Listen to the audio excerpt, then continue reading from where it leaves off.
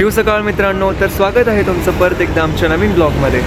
आणि आज आम्ही निघालो आहे संपूर्ण महाराष्ट्राचे आराध्य दैवत श्री छत्रपती शिवाजी महाराज यांच्या जन्मभूमीवरती, म्हणजेच शिवनेरी किल्ला.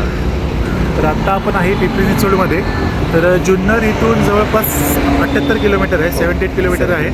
तर 2 ते 3 तास लागतील आम्हाला पोचायला. आता वाजले 7 आणि 9 वाजेपर्यंत पोचू असा आमचा अंदाज आहे. तर निघूया लवकर.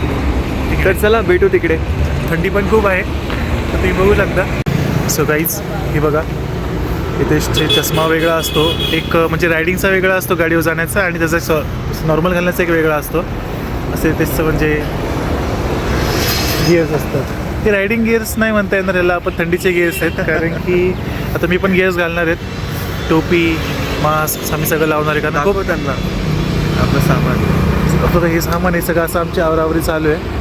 बॅग बिग घेऊन, गाडी बिडी घेऊन आम्ही चाललो आहे. हेल्मेट पण घालतो सेफ्टीसाठी, सेफ्टी फर्स्ट, कारण खूप जास्त थंडी आहे, खूप जास्त थंडी आहे. चला चला निघूया.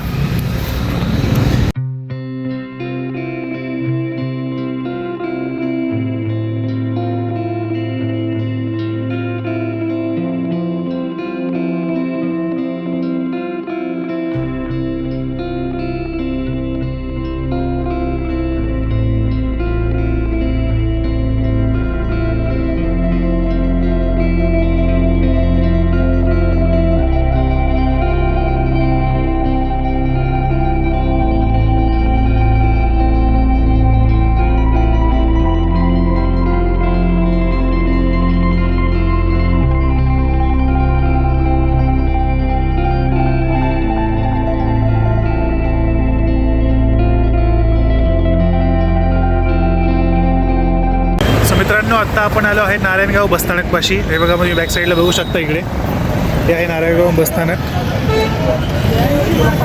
तर इथं आता आम्ही थांबलो आहे.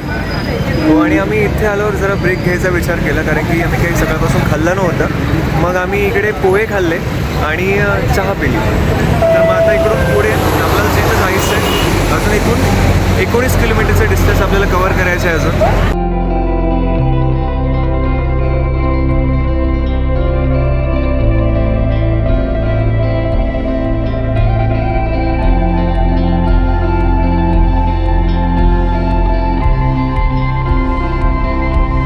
नमस्कार मित्रांनो, तर आत्ता आपण आलो जुन्नर शहरामध्ये. आणि इथे येण्यापूर्वी आम्हाला 2 रस्ते भेटले होते, एक गावाकडचा होता आणि एक हायवेचा होता. सो आम्ही प्रेफर केलं की हायवेनेच यावं. आणि आम्हाला हे वर्थ वाटलं, कारण की आम्हाला महाराजांची सुंदर अशी प्रतिमा पाहायला मिळाली. तुम्ही बघू शकता, आणि तिथे पण बघू शकता इंग्लिशमध्ये किती छान लिहिलं आहे, जन्मभूमी जुन्नर. आणि हा आहे तो रोड, तिथनं आपण गडावर जाणार आहोत वरती. एक जवळपास 7 मिनटं लागतील आपल्याला. एक 7 मिनटात. हां, तर चला निघूया, चला जाऊया लगून पण. हो, आता चला तुम्हाला घेऊन चालतो वरती डायरेक्टली.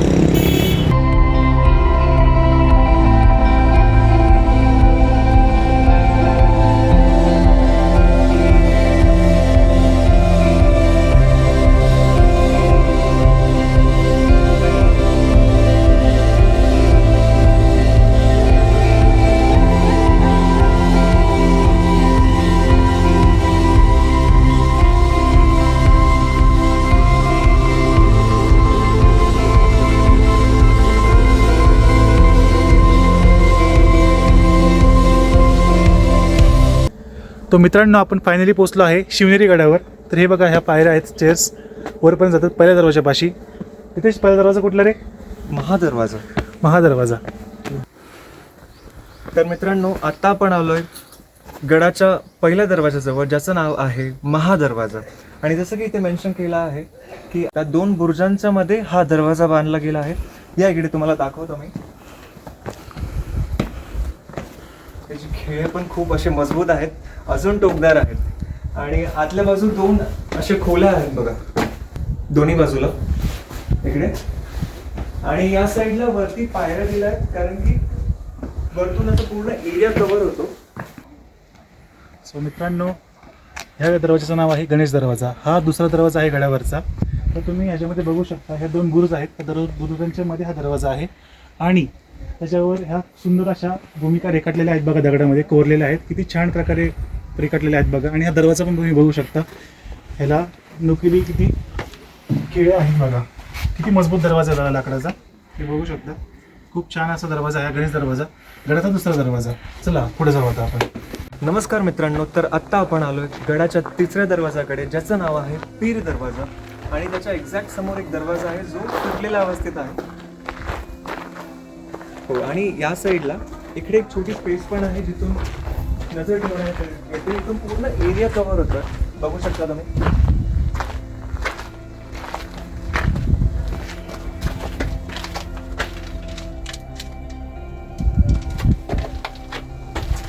तर चला गडाच्या पुढच्या दरवाजाकडे जाऊ, जो की चौथा दरवाजा आहे.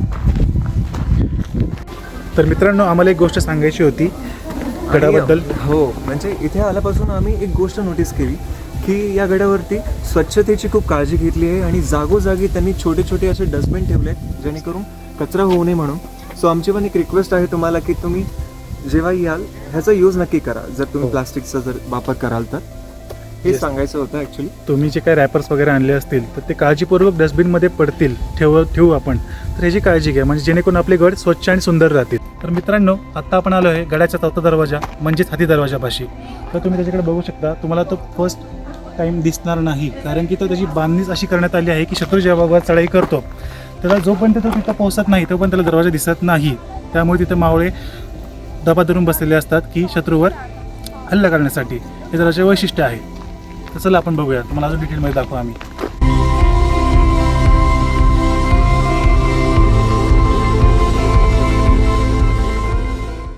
तर मित्रांनो, हा आहे हाती दरवाजा. तेव्हा किती विशाल आहे, जवळ आले बघू शकता. तर पुढच्या दरवाजाकडे जाऊ आपण. चला.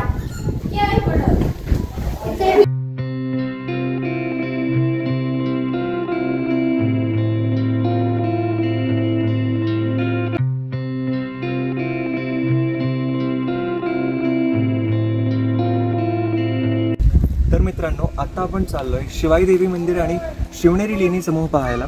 आणि जो वरती रस्ता चाललाय तो आहे शिवाजी महाराजांच्या जन्मस्थळाकडे. तर आता आपण पहिले हे पाहून येऊ आणि त्यानंतर आपण वरच्या साईडला जाऊया. तर चला.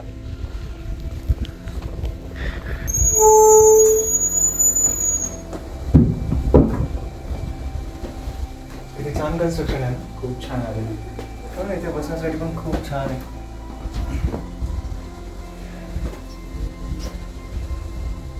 दरवाजे बघा ना, ते कन्स्ट्रक्शन कसं केलंय. मजबूत नाही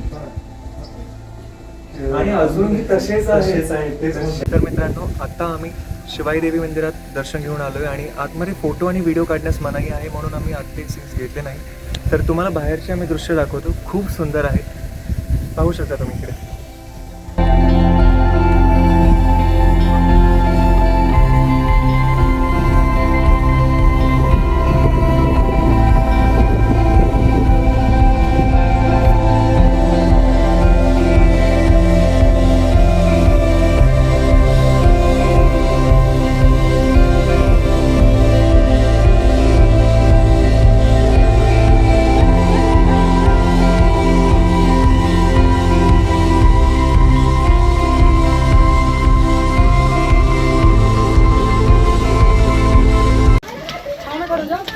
तर मित्रांनो, हा आहे शिवनेरी किल्ल्याचा 5वा दरवाजा म्हणजेच मेणा दरवाजा.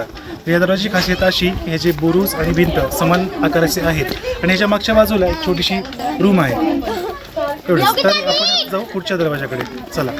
तर मित्रांनो, आता आपण आलो गडाच्या शेवटच्या दरवाजाजवळ, ज्याचं नाव आहे कुलूप दरवाजा. आणि 7वा का त्याचा रिझन मी तुम्हाला सांगतो. कारण की जो दरवाजा आपण दाखवला होता पीर दरवाजा, त्याच्या पुढे जो तुटलेला जो दरवाजा होता त्याचं नाव होतं परवानगी दरवाजा. त्याला आपण काउंट केलं नव्हतं, पण जर त्याला आपण काउंट केलं तर त्याच्याप्रमाणे हा 7वा दरवाजा होतो शेवटचा. आणि आता चला आपण पुढे एक्सप्लोर करूया. तर मित्रांनो, आत्ता आपण आलो आहे अंबरखाण्यापाशी. अंबरखाना म्हणजेच धान्य कोठार असं म्हणतात त्याला. तर ही वास्तू तुम्ही मागं बघू शकता, अर्धी पडलेली दिसते. तर ही अंदाजे 15 ते 16व्या शतकात बांधली गेली असावी असं म्हणतात. हो, आणि त्याची जी रचना केली होती ती आयताकृतीमध्ये होती आणि त्याची जी विभागणी होती ती 3 भागामध्ये केली होती. आणि ते टोटल 32 खांबांनी बनलेलं आहे अंबरखाना. आणि चला तुम्हाला आतला आम्ही दाखवतो आता.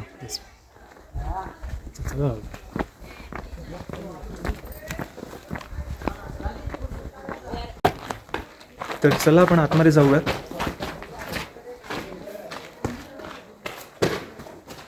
हे बघा, हे आहे धान्य कोठा. तर तुम्ही ही कॅव्हिटी बघू शकता. आपल्या मित्रांनी कॅव्हिटी दाखवतील का? हे बघा, इकडे या. तर ही जी कॅव्हिटी तुम्हाला दिसते वरती, तिथून पण धान्य टाकायचे म्हणजे आधी मावळे, की इथं सगळं ढिगारा असं बांधायचं, की धान्य येत राहायचं, पडत राहायचं. मग जेव्हा त्यांना घ्यायचं असेल तेव्हा ते इकडनं घ्यायचं, असं असायचं. हे केवढं मोठं क्षेत्रफळ आहे बघा.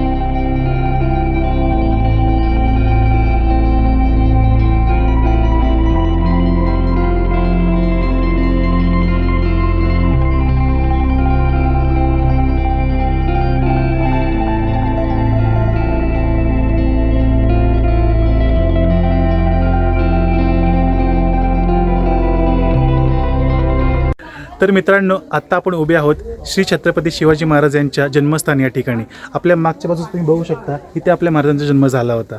हो, आणि आम्ही आता पाहिलं तिकडे पाहणा आहे आतमध्ये आणि महाराजांची मूर्ती आहे. आणि आता दर्शन घेऊन झालं आहे आमचं. आता आम्ही निघालोय बदामी तलाव पाहायला आणि त्याच्या पुढे कडेलोट पॉईंट. हो, तर चला निघूया. चला.